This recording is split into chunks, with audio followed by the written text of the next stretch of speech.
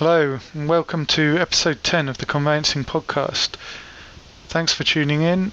I'm Matthew, and I'm joined today by my co-host, Thomas. How are you doing, Thomas? I'm doing great. Number 10 now. This is our 10th podcast, which means we've been doing this for 10 weeks, which equals to 2 months and a half. This is crazy. Yeah.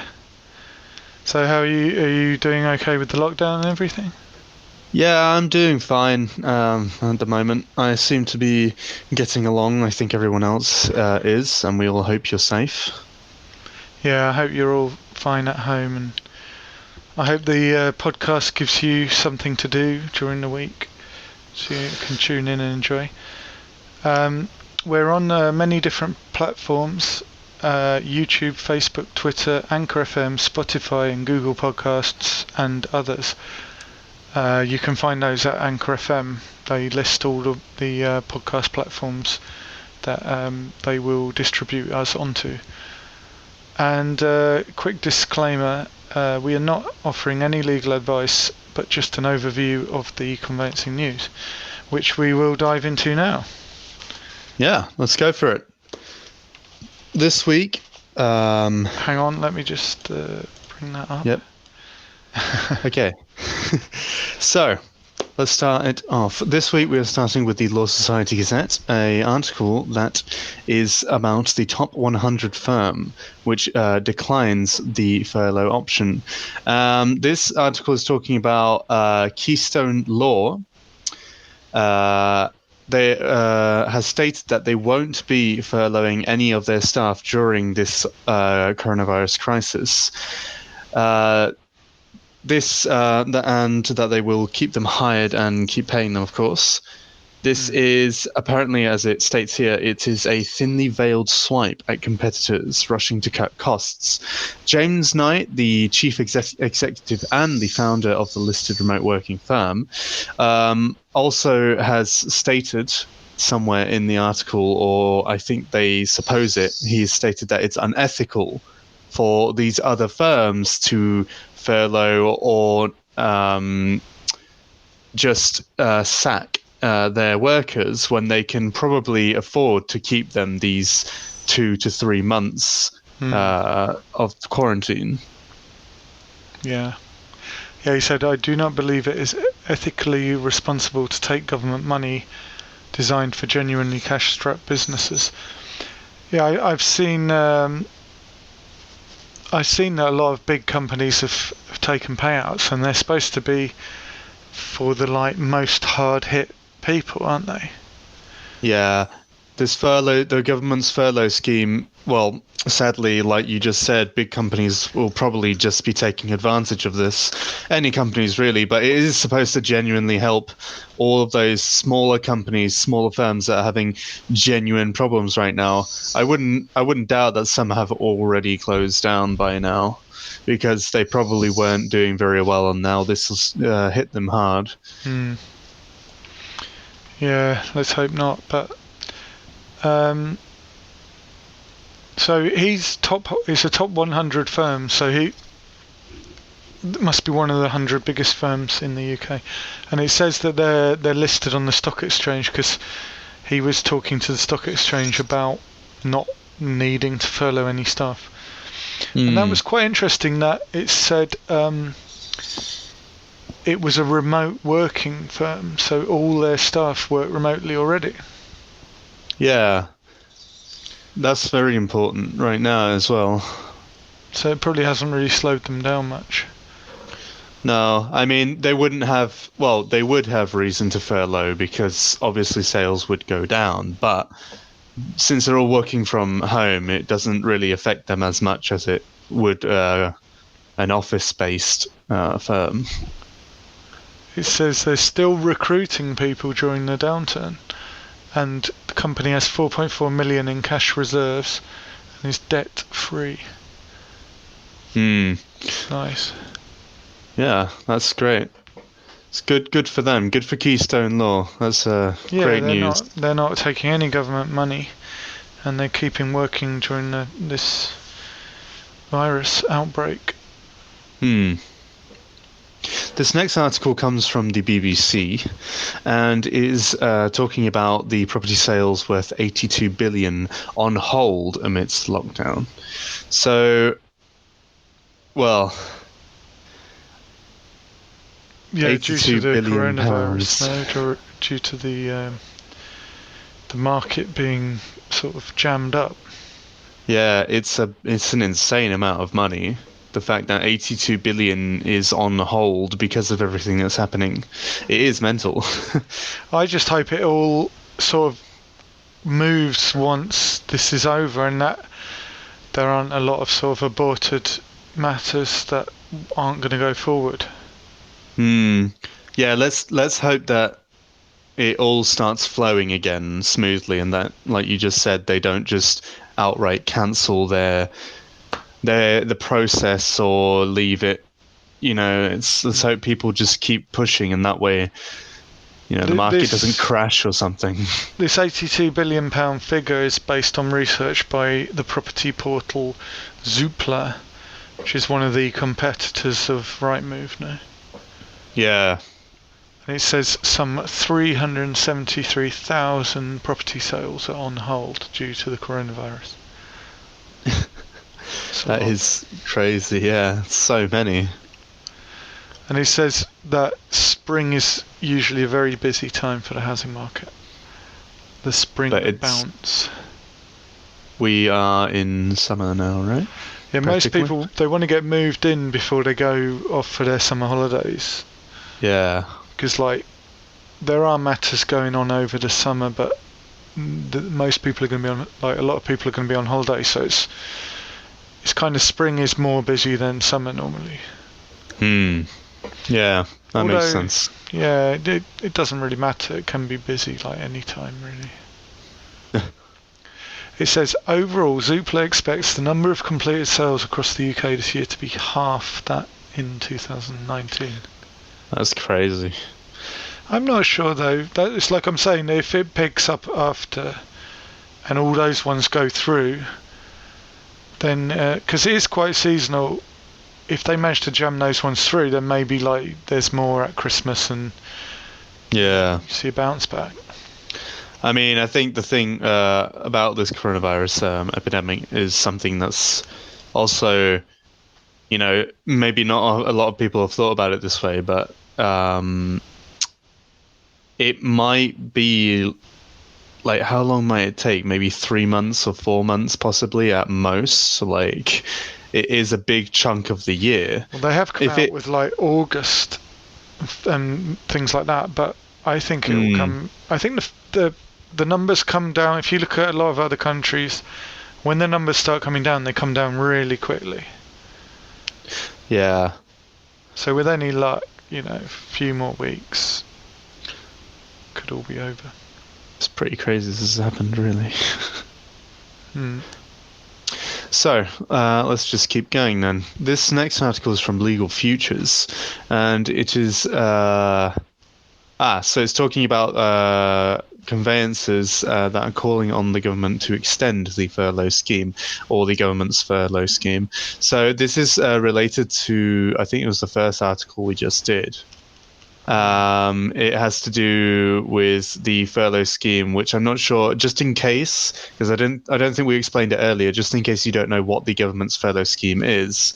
It is essentially saying if you furlough your workforce, the government will pay up to 80% of their wages, or up to a maximum of 2.5 thousand per month. It is a lot. I think I've already. No, I don't think I have. It is a lot of the wages, 80%. Especially if the maximum is £2,500 a month. That's quite the bit for the government to be paying that. I think it would be better if they were to pay, say, a maximum of 1,000, because right now, if you're not really doing work and you're getting paid at least 80% of your wages, then you will have way more money. You'll have an excess of money, which isn't bad. But the problem I had with it was that well, that in my mind, I don't really understand it, because if they're being furloughed, it means laying them off or suspending them temporarily. So they go home and they don't have to work, but then the government pays them. So shouldn't they actually work if they're actually getting money?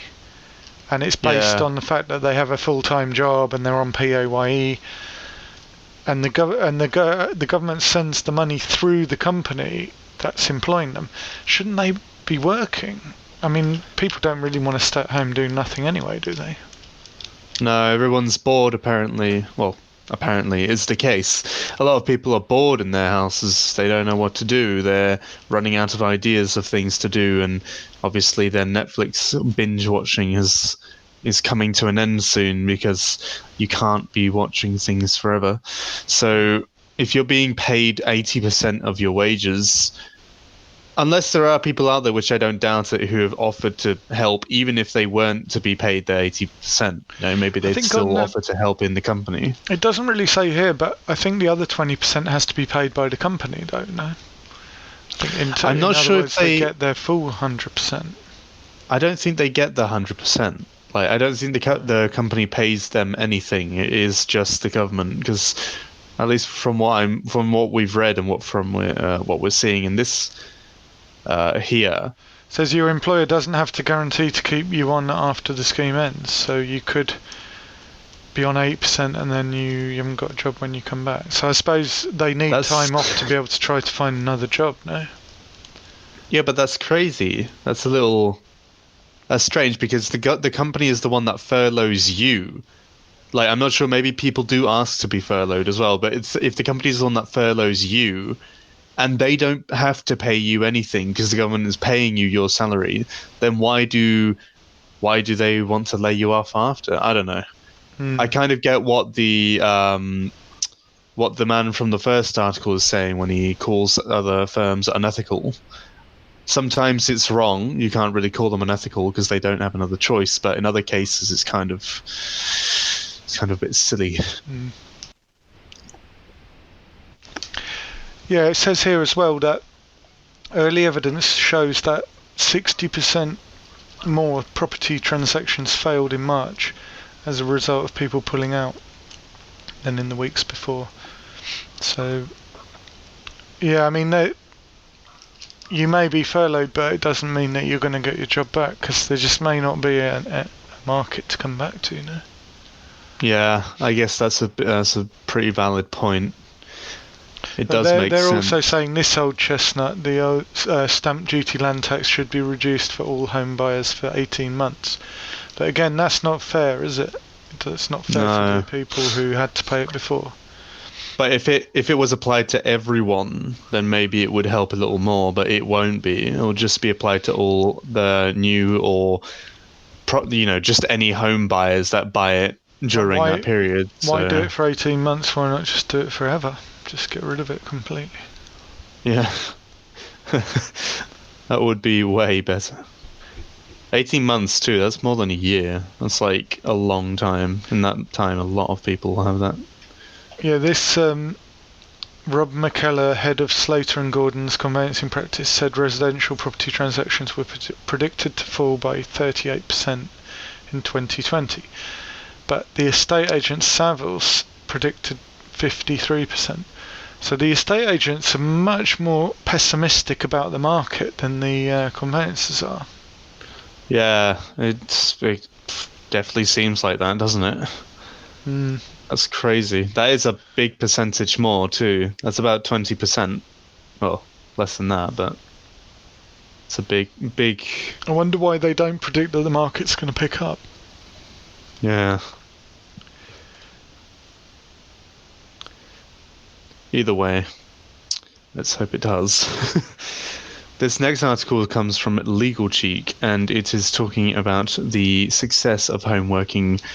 It's talking about if the success of home working will make firms to rethink their plush city offices.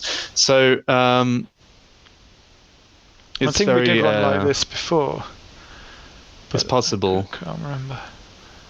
It's very simple. Essentially, because there are a lot of companies who now have moved to working from home, or they allow it more, it makes them, it makes you think, should they really be spending a lot on a massive office building, a very luxurious massive office building, when maybe not a lot of people, not a lot of employees are really going to be using it. It says now they've embraced video conferencing platforms such as Zoom, Microsoft Teams and Skype. Are they going to, need to have everyone in the office again? I don't know. I think it's better to have people working together in the same room, and it's much nicer to be in the city, like travelling in and out by train, and yeah, that's it's true. like they say, it's very swanky. It's kind of a status symbol to have a nice office, isn't it? And by the way, if you want to follow Legal Cheeks TikTok, you can do that. They have a TikTok.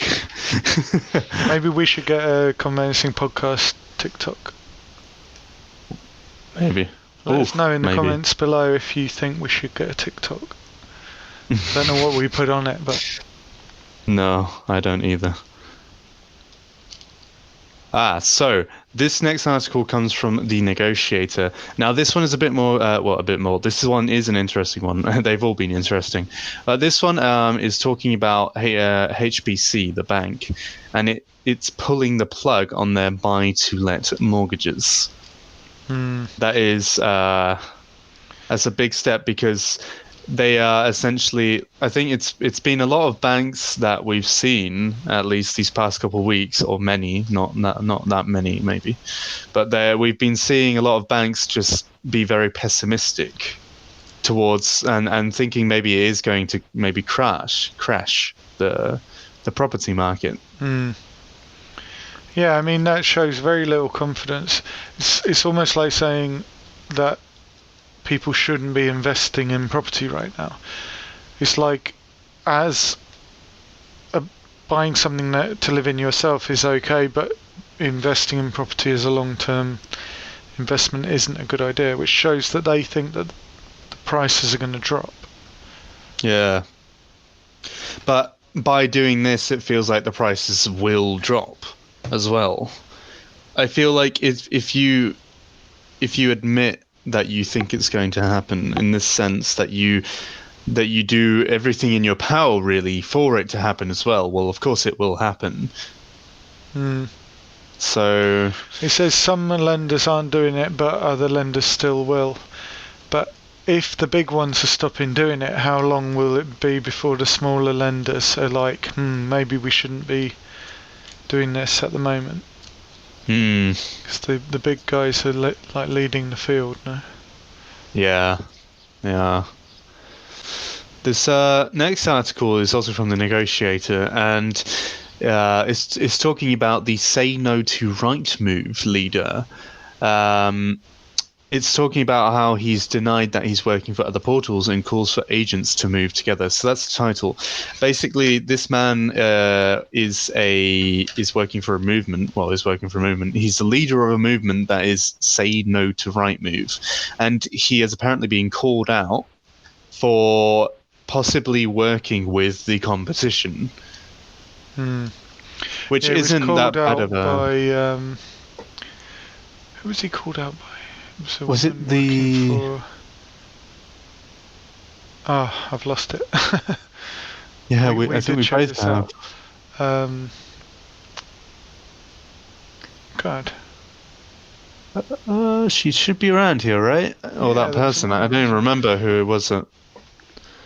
Well, anyway, he's been accused by some organisation. What was it? Other portals. But he wasn't accused by... He must have been accused by Rightmove themselves, no? I think we're thinking of another article. No? Oh, I can't remember. But anyway, it's a bit of a mess, isn't it? It must be Rightmove who's accusing him of working for other platforms, but it seems he's launching his own portal, which is a competitor of Rightmove, and he's getting money he's receiving kickbacks. But it doesn't say who he's receiving the kickbacks from. No. But he's been criticised by people saying that he must be in the pay of OTM, which is On the Market. Or Zoopla. Oh, yeah. So, what's this agency? Rob Sargent of the Acorn Group. The Acorn Group is a South of England agency. So, yeah. So he's in a group of Rightmove rebels, which now contains 1,400 agencies with 2,800 branches. That's crazy. So it should be big enough to take on Rightmove now. The thing is, rather big. My first thought was like, what makes them think they're going to be better at Rightmove than at doing it?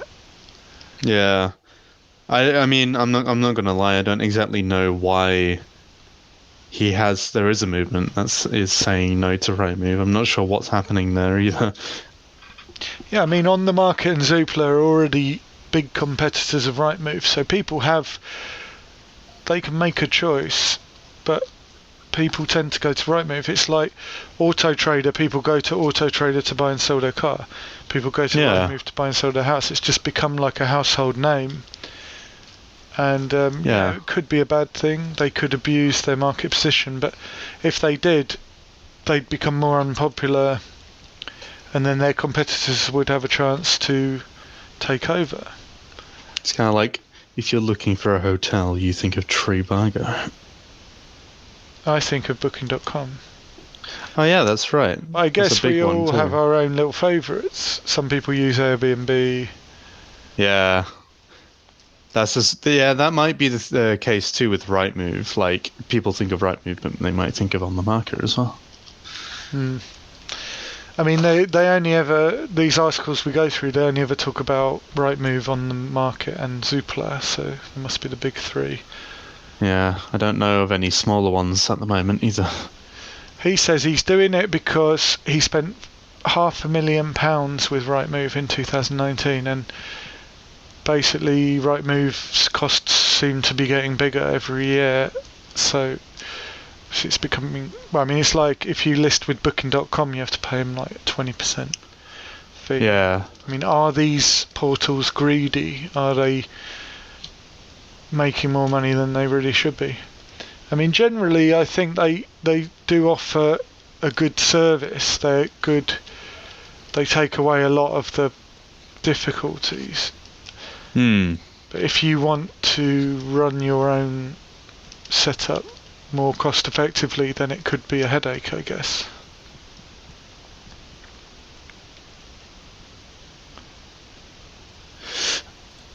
Oh. So move on. Yeah, let's move on. This next article comes from, oh my god, I can't. Evening Standard Homes and Property. I'm sorry. This is again. This has happened. I don't know why I can never remember that. I think it's Evening Standard. It's like ES. I'm pretty sure it's Evening Standard. It must be Evening Standard. Okay, so Evening Standard. Oh yes, so this is calls for coronavirus rent freeze, and it is calling for a freeze on the fact that rents can be increased by landlords during the lockdown. This is being confirmed by the housing minister, and it is very unfair. The housing minister, like I just said, has confirmed that, and he has also said that a ban on rent rise was not going to be considered. I'm not sure it's unfair, because all he said is like landlords can raise their rents if they want. I don't think many landlords will be raising their rents. They'll probably be dropping them, if anything. But he's just saying that he's not going to interfere in the market. but there are groups who are. This is why we got confused. It's this woman, Caitlin Wilkinson, policy manager at campaign group Generation Rent. She's the one that was complaining that the government should be freezing rents in the midst of the pandemic. But she's probably always wanting there to be rent controls if she runs a campaign group. Yeah, that's true. That's definitely true. All I think, though, is I feel it's a bit unfair for the landlords that do increase their rent, because they probably get enough rent as it is to, keep going, for so to say, during this pandemic. And it's not like they need more, especially when they already, they're being depended on by the people who are renting out their flats or their houses. I think it's not good that it's good on one side of the coin, because he's just saying he doesn't want to interfere with the market, so it should it should run its own course. But on the other side of the coin, it is unfair that the fact that he's saying, I don't care if you increase it or not. If you want to go ahead, I feel like that's gonna, for the few people that do it, it might screw over the people who are renting those houses. But it shouldn't affect that much anyway. I mean, there might be people who are renting out houses and they just say, look, amidst everything that's happened, I understand if you can't pay me a month or two. I don't mind if you just stop. There's probably good people out there. Yeah, this is what it's saying. This campaign group also wanted, along with a ban on rent rises, they wanted an extension of the time before a landlord is allowed to file an eviction notice. They wanted to increase it from 2 months to 3. They also wanted people to be allowed to take rent holidays, similar to the mortgage holidays that we talk about. And freezing of the local housing allowance. I guess that means that they could get support from the government to help them with the housing. But he rejected Christopher Pincher, the housing minister. He rejected all these measures, the rent rises, the extension of the eviction notice. Obviously, he just believes that the market should regulate itself. Yeah.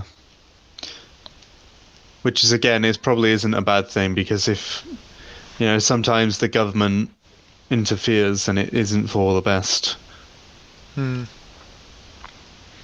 Yeah, this one says a significant number of private tenants, so people renting, have fallen through the gaps, so they haven't been able to get onto the furlough scheme, and they haven't been able to claim universal credit, so they've basically got no way of paying their rent.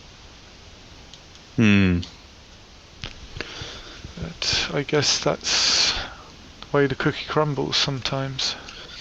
Yeah. Never heard that one before. The way the cookie crumbles. I remember that for a long time. Moving on. Legal futures again. Talking about they should have been cookies together. crumbling. This guy's called McCrum. Oh no. Wow, that was well, it's a coincidence. That's crazy. That's maybe that's saying good. his name earlier made me think of cookies crumbling. Maybe, yeah. Sorry. great. Start again. What article is this? So this is from Legal Futures again, which I just realised they should have been together. We've already done another one from Legal Futures. And this one's talking about, new file openings crash, but staff stepping up during crisis. Yeah, law firms are opening less files during the lockdown. I think there was some stats here. 80% falls in new cases. But they say that staff have been incredibly good at handling the situation with the furlough and everything. They're handling it really well. They're rising up to the challenge. I think it's great to see that, they're recording big drops in the hours that they're spending on files and new files opening, but shows the spirit of the country, doesn't it, really? Yeah, it's good to see people want to keep going on. Yeah, Macrum says here, some individuals have really come to the fore and go beyond the call of duty to win new work, working unsocial hours, etc. Strong sense of unity with all staff joining our Monday morning Zoom chat. Ah, that's great. Wait, he's a law firm consultant. All right. So he works for a law firm as a consultant. That's very nice. That sounds very nice. Yeah, I mean, I guess that's typical, I mean, across all law firms, not just his law firm. Anyway, let's crack on with the final article now. Final article, country life, ladies and gentlemen. Oh, this one's amazing.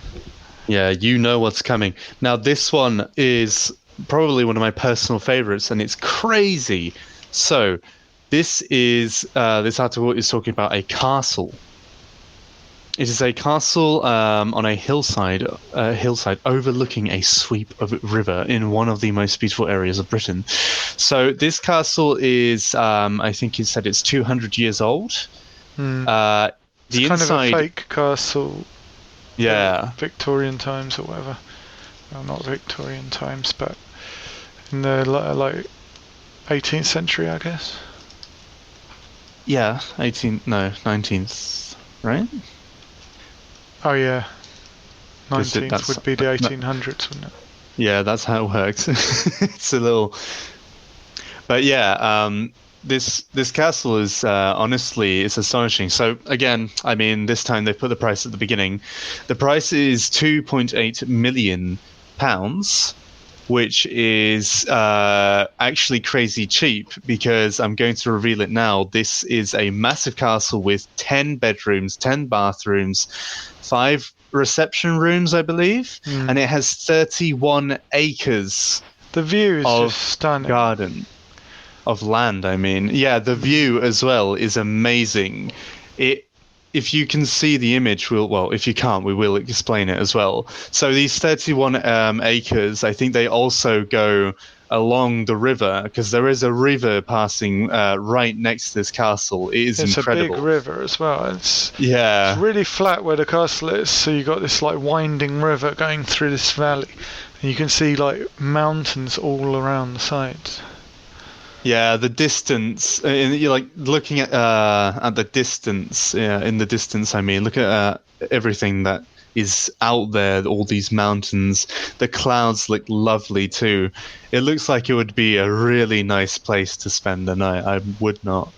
Yeah, there's no doubt in my mind. If it is a hotel, or it would be made into a hotel, so I would stay there. Yeah, definitely. Here we have some pictures of the inside.